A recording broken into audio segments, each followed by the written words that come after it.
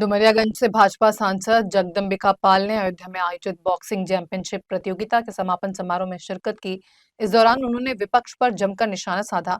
सांसद ने कहा कि विपक्ष राम मंदिर निर्माण की तारीख तक नहीं बता पाया, जबकि भाजपा सरकार ने न सिर्फ तारीख बताई बल्कि मंदिर का भव्य निर्माण भी करवा दिया।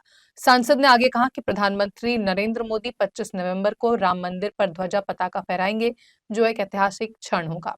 जगदम्बिका पाल ने आगे कहा कि जल्द ही अयोध्या से इंटरनेशनल फ्लाइट भी शुरू होने जा रही है, जिससे यहां के पर्यटन और व्यापार को नई गति मिलेगी। कांग्रेस नेता राहुल गांधी पर हमला बोलते हुए सांसद पाल ने कहा कि राहुल गांधी ने छठ पर्व और छठी मैया का अपमान किया है।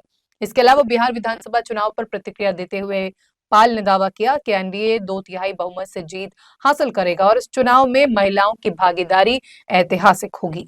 ये है ना कि जो कह रहे थे कि हम रामलला आएंगे, मंदिर वही बनाएंगे, तारीख नहीं बताएंगे। आज आप देखें कि जो जानते थे लोग कि असंभव है, और आज वो नरेंद्र मोदी जी के बनने के बाद जिस तरह का एक प्रयास हुआ उत्तर प्रदेश में, योगी जी बने कि आज मर्यादा सदन संग्राम जो दशकों का था, आज वहाँ पे स्थापित हुआ। मैं अभी परसों मैं भी दर्शन किया हूँ, 2.5 लाख लोग थे जिस दिन स्नान था। आप कल्पना से परे है, आज अयोध्या में इंटरनेशनल फ़्लाइट्स आने वाली है और रोज़ यहाँ से मुंबई, दिल्ली, कलकत्ता सारी जगह की फ़्लाइट है। तो अयोध्या न केवल एक पर्यटन के मानचित्र है, धार्मिक पर्यटन जिसको अभी तक अपीज कर रहे थे और अब भी राहुल गांधी कर रहे हैं। मैं कल पटना में था, लोगों ने कहा कि उन्होंने कहा कि ये छठ का पर्व नहीं ड्रामा है। तो मैं पूछता हूँ कि 36 घंटे जिस देश की नारियाँ निराजल व्रत रखती हों और वो नहाए खाए खरना के बाद सूर्य के अस्ताचलगामी के बाद अर्घ्य देती हैं और फिर सुबह भगवान भास्कर के उस सरोवर में खड़ी होकर के इंतजार करती, 36 घंटे की उस कठोर तपस्या का, उस आस्था का जो पूरे विश्व में आज लोग स्वीकार कर रहे हैं। आपकी आस्था सनातन में हो सकती ना हो, छठ व्रत में आपकी आस्था ना हो, लेकिन आप छठ का अपमान कर रहे हैं। अगर आपको हिम्मत है तो क्रिसमस का अपमान करके दिखाइए, किसी और धर्म पे भी इस तरह की टिप्पणी करिए।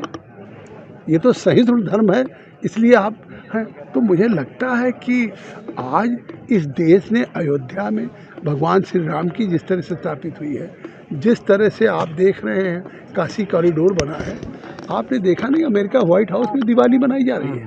तो इसका मतलब कि विश्व हमारे इस धर्म को, उस सर्वधर्म संभाव को स्वीकार कर रहा है और राहुल गांधी इसका अपमान कर रहा है। जिस तरह आखिरी सवाल, जिस तरह बात की बिहार के चुनाव रहा हूँ और मैं आज इसको ऑन एयर कह रहा हूँ, 2/3 मेजॉरिटी से बीजेपी एनडीए बनेगी। अगर स्लाइड विक्ट्री नहीं होगी तो मैं निश्चित तौर से चुनाव के परिणाम के बाद आपको कहूँगा, क्योंकि जिस तरह से रिकॉर्ड मत हुआ है, 65.6% टर्नआउट हुआ है, 8% महिलाओं ने दिया है। क्यों दिया? आज तक आज़ादी के बाद इतनी बड़ी वोटिंग क्यों नहीं हुई? इसलिए हुई वोटिंग कि उन महिलाओं को पहली बार मोदी जी, नीतीश जी की सरकार ने स्वावलंबी बनाने के लिए 10-10 हज़ार रुपया खाते में दिया और कहा कि आप इससे व्यवसाय शुरू करिए, घर से ही अंदर रह करके कुछ भी, जैसे सेल्फ हेल्प ग्रुप करता है, जैसे हम देते रेडी पटरी वालों को कोविड के दौरान 10-10 हज़ार दिया था प्रधानमंत्री ने। तो उसी तरह से 2 लाख, फिर उसमें जब जैसे आपका व्यापार समूह बढ़ेगा 2 लाख की और सहायता मिलेगी। आज महिलाएं कितनी लंबी लंबी लाइन थी, आज मद्य निषेध हुआ वहाँ। उन महिलाओं को जिस तरह से बिहार में उनकी सुरक्षा और स्वतंत्रता बढ़ी है, उन महिलाओं को, उस पटना में मैरिन ड्राइव बन गया है। मैरिन ड्राइव तो मुंबई का नारीमन पॉइंट, चौपाटी और मुझे लगता है मालाबार हिल 4 किलोमीटर का होगा। यहाँ तो जो अटल पथ है, जेपी गंगा पथ से लेके दीदारगंज 20 किलोमीटर का है। रात को 12 बजे तक महिलाएं लड़कियां आ रही। मैं गया, मैंने पूछा, उन्होंने कहा यहाँ रात को निकल नहीं सकते थे। तो आज पूरे बिहार में लोगों को एक परिवर्तन नज़र आ रहा है। पूरे बिहार में 4 लेन नज़र आ रहा है। एक पटना छोटा सा एयरपोर्ट था, अब भागलपुर नज़र आ रहा, दरभंगा आ रहा, बिहटा में आ रहा, पूर्णिया में बन रहा है। आप 0 माइल से चलिए, आप किशनगंज, कटिहार 2.5 घंटे पहुंच जाएंगे, औरंगाबाद पहुंच जाएंगे, आप सासाराम पहुंच जाएंगे, हाजीपुर से लेकर के आप खगड़िया पहुंच जाएंगे। मैं कहाँ की बात करूं, दिख रहा है बिहार। और एक आखिरी बात कह दूं, मैं चुनौती दे के कहता हूं कि जिस बिहार को बीमारू राज्य कहा जाता था, पिछले 10 वर्षों में वहाँ पे 9.6% ग्रोथ रेट से बढ़ रहा है। आज देश में बिहार जानते कहाँ है? तीसरे नंबर का राज्य।